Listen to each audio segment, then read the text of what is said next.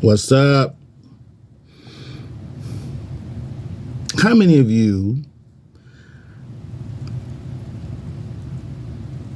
are the sole provider in your home? How many of you have people that depend on you for just depend on you to be there for them? Whether it's they need somebody to talk to, whether it's financial, whether you're the protector, or they just really you know that they need you in their life. I recommend, and I truly recommend that you make yourself available to these people, these special people in your life. Allow them to have access to you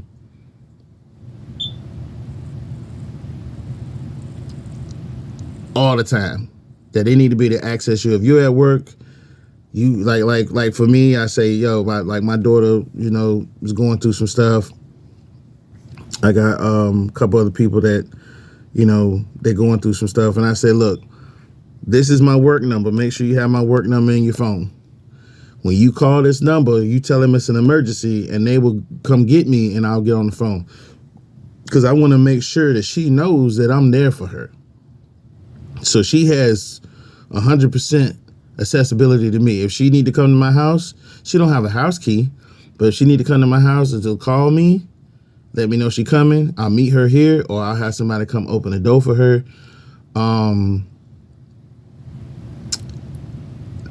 But I will make myself available to these people whenever they need me. My nieces and nephews, I say, call me when you need to talk. It don't matter. Call me. Call me on the phone. You know what I'm saying? Text me, tell me it's urgent. I'll call you back. Okay? And I also, when my daughter was, really going through it, I was like, you know what? You can also call your uncles and talk to them too. And I just didn't want her to have an opinion of, just my perspective. I trust my brother's opinion. My brother, years ago, I can remember I was going, well, not years ago. I was under the age of 13. I think he was still living with us. We were still living in the same house before he left to go to the military. And I was, our household was, that's when I found out what the word dysfunctional meant. As one of the first times I heard that word was somebody in the family was describing our family. And I was like, man, my dad was a butthole. He was abusive to everybody except for my sister. He was abusive to my mom, verbally and physically, and also to all of us. More so physical to my mom. But anyway, it was a lot of stuff going on, man. The dude was just, life at home was terrible for me. I was a very sensitive child. But anyway, I felt like I didn't need to be here anymore, right? So I had this conversation with my brother, and my brother said, man, and I can remember this to this day, it was one of the most serious, one of the times where he was really focused and serious about what he said to me. I think his words were really calculated, but he said to me, man, when you do that, you lose.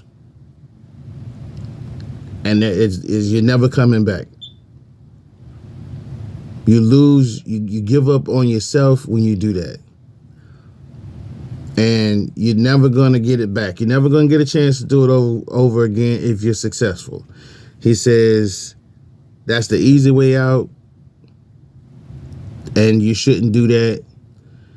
And ironically enough, he and our relationship is not really, it's not as good as my older brother, like the way I see it. Like my oldest brother, me and him talk, but he's like more open to,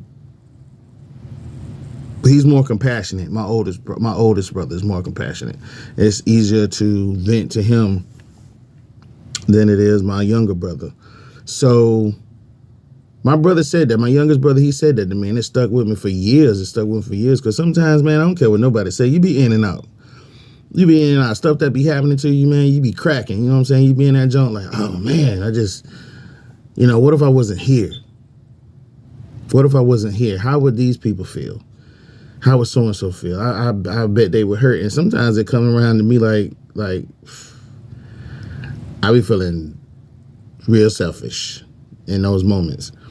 And I gotta repay those people that are there that need me. You know, somebody was there for me and got me straight, so I gotta be there for them. But you know, the problem with that is that we expect what we say to be concrete and the end of it. Like my daughter is dealing with her own little problems, and I'm just like, it's the same thing over and over again. So what I've said that I was going to do is I'm never going to leave my daughter hanging. I just repeat the same mess over and over again. A lot of people say, man, I get tired of repeating myself. Man, I never get tired of repeating myself if it's going to keep my daughter going forward. Repetition is the key, but then people don't want to repeat themselves when it comes down to their family members not really knowing what to do. Being caught up in, you know, whatever their emotions taking over. And these people are, you know, they're allowing people to take advantage of them or whatever it is they're going through. They know that it's not right. They know that what they're feeling is not a good thing. I would never leave my brothers, even though I think when my mom passed away, there was some stuff going on with my dad. My brother called me crying. And I was like, what? I ain't know what to say. Only thing I knew to do was to listen. That's the only thing I knew to do was to listen and be there for him the best that I could. And just however long he needed me to stay on the phone, I was going to stay on the phone. And that's the type of person I am. I mean, I sacrifice when people call on me and they need me. I had a random coworker call me because they had issues with their boyfriend or their baby daddy. And I just listened to them. I feel like if I tell you I'm gonna be there for you, then I'm gonna be there for you. I'm pretty sure she remember that to this day. Man, I can remember how my mom was there for me. I'm gonna tell you this story. So when I left to go to the military, I was spoiled. I was really spoiled, dude. I didn't know what life was like outside of home, and she was trying to prepare me. My mama knew I wasn't ready. My brothers knew I wasn't ready, but I didn't know I wasn't ready. Go to the military. And my youngest brother, he said, man, you sure you don't want to go to reserves? I was like, nah, man, I'm going to do this. And I was really like trying to get away from people. But what I wanted somebody to say was, no, you don't need to do that. You can stay home and still have that. I just want people to back off of me. You know, just like I was saying in my last video, don't tell your kids that when they turn 18, they can have what they want. They can be grown. I can remember having graduated high school and my car was sitting in the yard. I had just washed it. I got rims on my car and everything. Got my little jobs and everything. I was going to school, washed my car up, and my brother had came home because he was going through something at his house, and so he was staying with us. So he pulls in, and I said, bro, can you move your car real quick? I'm about to park on the side of the road because I'm getting ready to go to the movies. He was like, what? He said, you're not going nowhere tonight. I said, what the fuck? Like, who are you talking to? No, you're not going nowhere tonight, so you just need to stay home. What do you mean stay home, man? I just got off work. I've been working on this car all day. Young, you know what I'm saying, trying to have some fun, got a little money in my pocket. I just going to the movies and come back. This guy was, nah, you don't need to go nowhere. Like, who are you? Like, I already got two parents. I don't need you to act like that. And to me, that was above and beyond and unnecessary. You know, and to this day, I think about it. It bounces around in my head. It lives there rent free. But he was overdoing it at that point in time. You can't tell these kids that they're grown when they turn 18, they do what they want to do, and then you treat them the opposite. Then my parents never got involved when my brother so-called would try to tell me what to do. Ain't no damn way. I would, man, look, move your damn car out the way. He's going to the movies. Okay? That's not your child. Move your car. It's okay for him to go to the movies. It's all right. He go everywhere else he want to go. He can go to the movies. Move your damn car out the way. And it was just a weird ass scenario for myself. But back to what I was saying. Excuse me if I'm off track.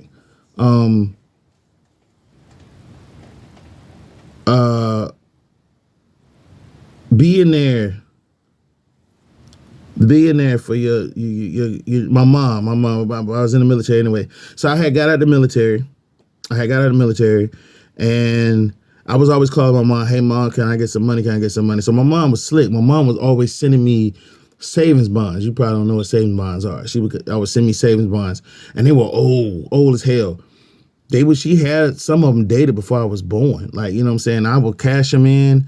Sometimes I get like 3 of them. They'd be like $100 and something, or, you know, something like that. A lot of them were not even over $100. I cashed out like $1,500. I took that money, put it in the bank. But then fast forward to me getting out in the military. Got out in the military, so I didn't ever leave because I had a daughter. My oldest child was born right before I was getting out, so I decided to stay in the area so I can be close to her. And then things just started going downhill. I lost my jobs. I had ended up going to jail behind some foolishness. It was just this and that. So I was camping out on my homeboy couch. He didn't really want me there. He was on some like, it was just goofy. And I couldn't see how I was wearing out my welcome. Honestly, I was young. I know now, but then I didn't know. So I get on the phone one night and I call my mom. I say, hey, can I borrow some money? And she said, well, how you doing, sir? You doing good? Well, I'm fine. I'm just fine. I was like, why are you acting like that? She said, because every time you call me, you never call and ask how I'm doing. You don't call and check up on me. And I didn't know then my mom was dealing with cancer. I didn't know that. Nobody wanted to tell me. I guess it wasn't important for the youngest, the baby boy, to know that she was going through this. And I still didn't know then that that's what she was going through, even in this little conversation I'm telling y'all about. So she was like, well, I'm not sending you no money. You out here doing what you messing up your money, and nobody told you, you know, that you had to do this and had to do that. And I was like, well, I left home because of dad. Me and my dad relationship was not good. So going to the military was one of my ways of showing him and everybody else that I didn't need y'all and that I could do this myself, and, you know, I could make it. I was going to show everybody, but I screwed up. And so she was like, you didn't have to leave. You could have stayed home, and you could come home anytime you want to, but you choose not to. And so we got into a fight. Man, I cussed my mom out. I was like, you know, said some harsh words. I did use some curse words, and I hung up the phone on her. Granted, I called this woman collect. Man, I was so hurt. I just crying, walking around the trailer park. And I was like, in that moment, I was like, you just disrespected the only person that was really in your corner. And I say really in my corner, like over brothers and sisters. So I get back on the phone. I call this woman back, collect. She picked up the phone. I said, Mama, I'm so sorry. I said, Mama, I'm sorry. I'm just going through a lot right now. She said, yeah, I know you're going through a lot. You're out there by yourself and you ain't got nobody. And she said, I know you miss home, but you're trying to be an adult by taking care of your baby and all this other stuff. I understand. And so she said, you by yourself and we ain't never visit. Until this day, only my brother and 2 of my homeboys have visited me. And a brother-in-law, uncle-in-law have visited me. I ain't gonna say me, but visited since I've been gone since 96. 1996 is how long I've been gone from home.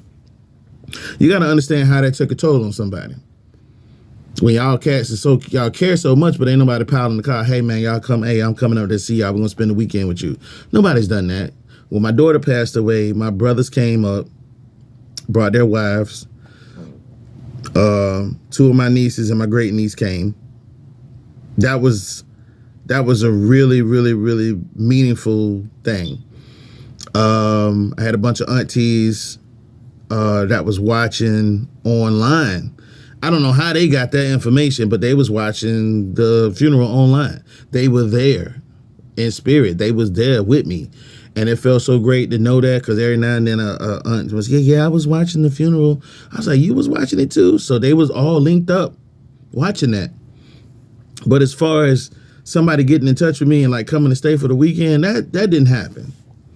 That didn't happen. But in that moment, I knew that my mom was my best friend. She was the one who was really rooting for me, because how somebody gonna cuss you out? Your own blood gonna cuss you out. Your offspring gonna cuss you out, and then you gonna answer the phone, call, collect, and answer the phone. And we talked and talked and talked. She prayed with me. And I say, after that moment, there was times where I had to call people and ask for favors and stuff. But with the idea that I really needed to pay them back, I didn't really have to ask for too much. There was times where I suffered.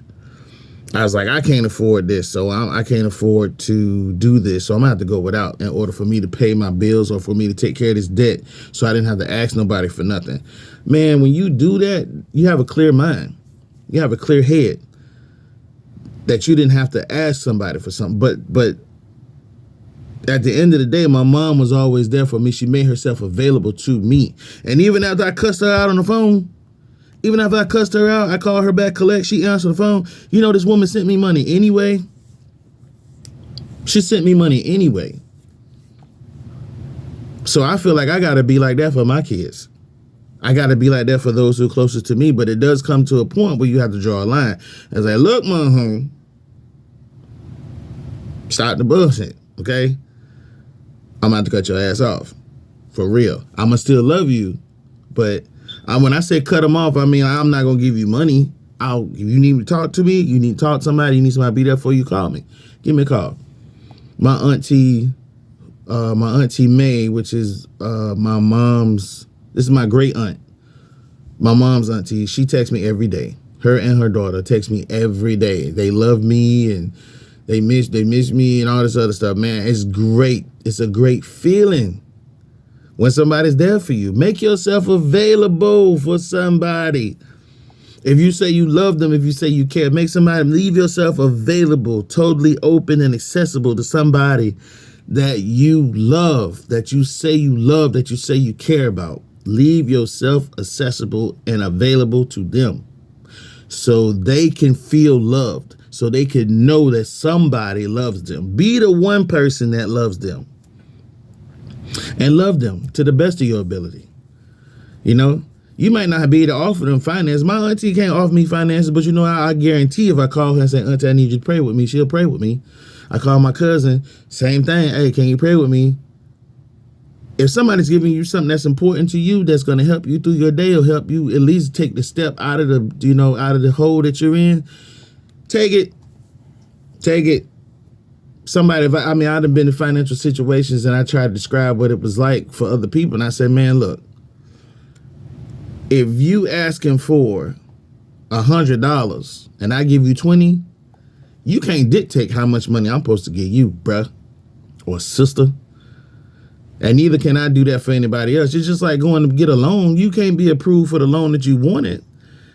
You wanted $20,000, but they're going to give you 10. Take the 10 and do what you can do with the 10. Put it in the bank. Come on, man. We not taking what people giving us. We think we deserve the world, but we really don't. Stop playing. Stop playing. For real. Be there for somebody. Be there for somebody the best that you can. Be that one person in their life that they know they are loved by. Meaning that, you know, let them know you love them. Let them know they can always call on you. And let them know what the boundaries are. Don't be afraid. Say, hey, man, look, I ain't got no money, but I'm always here. You want to talk? I'm always here if you want to talk. That's okay. That's okay. When you offer money next time, hey, I got $20, I got $50, I'm going to send you. I got $100, I'm going to send you. And don't expect it back. I don't loan nobody money. I don't loan nobody money. I was like, hey, man, you need some groceries, man? Here go $50. See what you could do with that. You need some gas in your car? Let me see what you got. You got half a tank, man? I'll fill your joint up for you. When you can spare it, give it to them, but make yourself readily available and accessible to everybody that you say you love, that you say you care about, that you say you there for. Be real about that. You feel me? You feeling me? All right, folks. Peace.